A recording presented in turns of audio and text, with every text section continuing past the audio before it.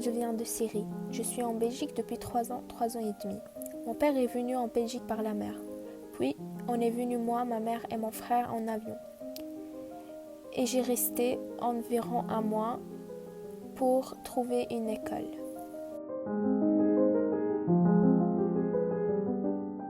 Dans ma première école, je me sentais bien parce que j'avais des amis et j'avais des amis qui parlent ma langue. Mais dans la deuxième école, je me sentais toujours mal. J'avais pas des amis en classe, j'étais toujours toute seule et les autres élèves m'aimaient pas. Ils disaient des choses pas vraies sur moi et ils m'harcèlent aussi. Pour les profs, certains ils étaient gentils avec moi. Et je trouve qu'ils ont fait des efforts pour que je comprenne sur eux. Le plus difficile à vivre, c'est de faire genre que je me sentais bien.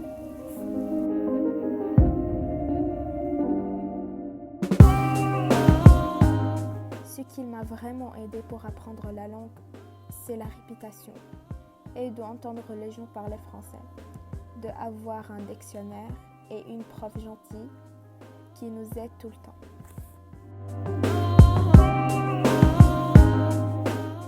Je me sentais heureuse quand je comprenais ce que les profs disent et je me sentais mal quand les autres disaient mon prénom et moi je ne savais pas ce qu'ils disent.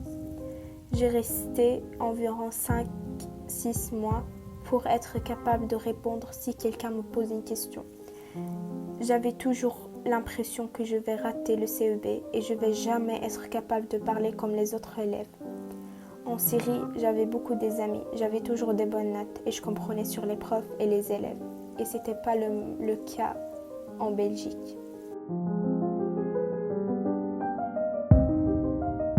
Aujourd'hui, je me sens bien parce que d'être respectée par les autres et d'être capable de répondre et de parler, c'est vraiment très bien.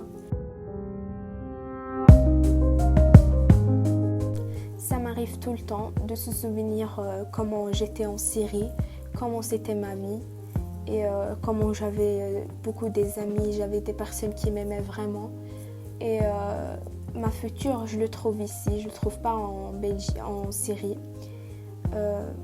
Au début, j'avais toujours l'impression que je voulais retourner en Syrie parce que c'était mieux là-bas. Mais maintenant, après d'avoir parlé et tout, non, je me sens bien ici. Non.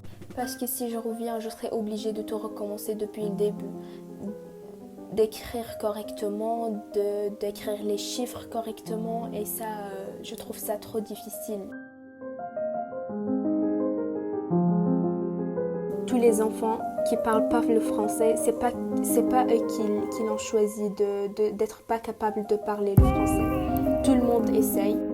Je demande aux professeurs d'essayer de comprendre sur les autres élèves, d'essayer de parler avec eux, essayer de les comprendre.